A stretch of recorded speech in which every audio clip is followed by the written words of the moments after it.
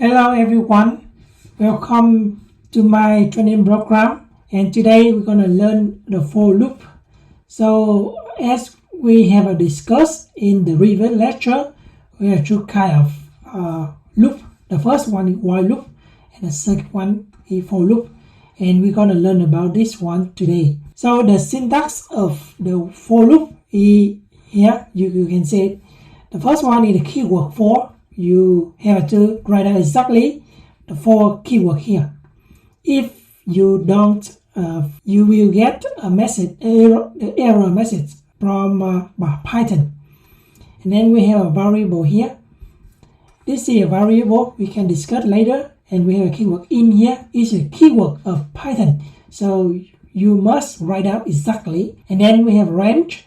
Range actually a function of Python, but we don't discuss about this one today.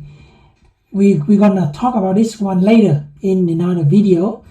So, but you can understand that because it's a function.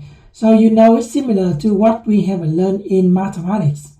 Function, we need to provide the input, and the input of range, we have three different kind of inputs, but in here we talk about this one first. You can provide a positive number, positive integer number for this function. And then we have a lot of code here, similar to what we have in the while loop. And then I want to talk about that. So each time we go through the loop, the variable will take a value in here. And for the first time, the variable will start with the smallest value.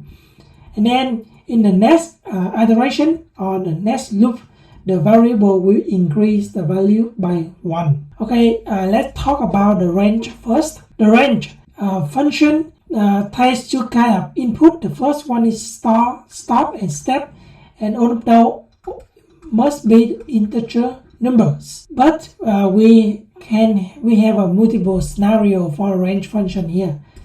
In the first case, like I said before, the range function can takes only one number. The first one is the first one is just a positive value, for example, range 5. So what is it? It means if you provide this this way, you want to mention that the start equal to 0 and stop and step equal to 1.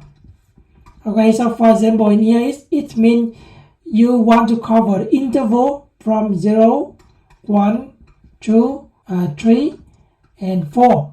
And we stop here because the loop, the range always stop at stop minus 1.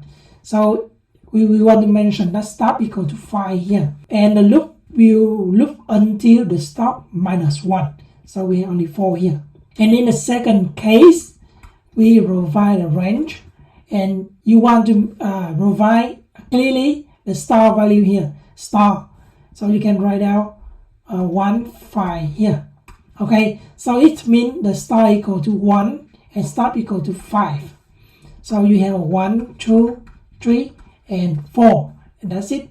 So you can using the notation to represent this one. You can in here 5, and this one we call half interval.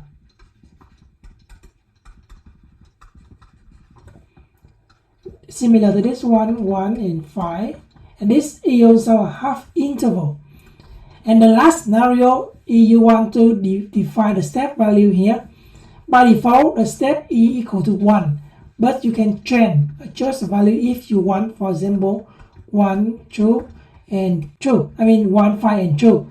It means the step equal to number 2. So it means you have value 1, and you move to next steps is 3, and that's it. 1, 3.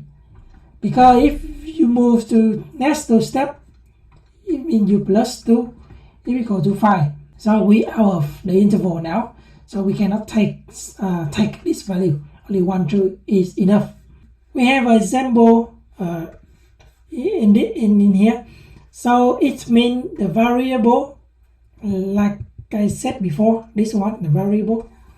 So in this example, the variable equal n. See that? And if you write out this way, as I mentioned before, it means you want to declare start equal to 5, start is 0, and step equal to 1. And we're going to read now. So what kind of output we're going to receive? It must be right now in the program we read now n equal to 0, 1, 2, 3, and 4. So that's the output of this program. Okay, so that's it for today's lecture, and hope to see you in the next video. Bye.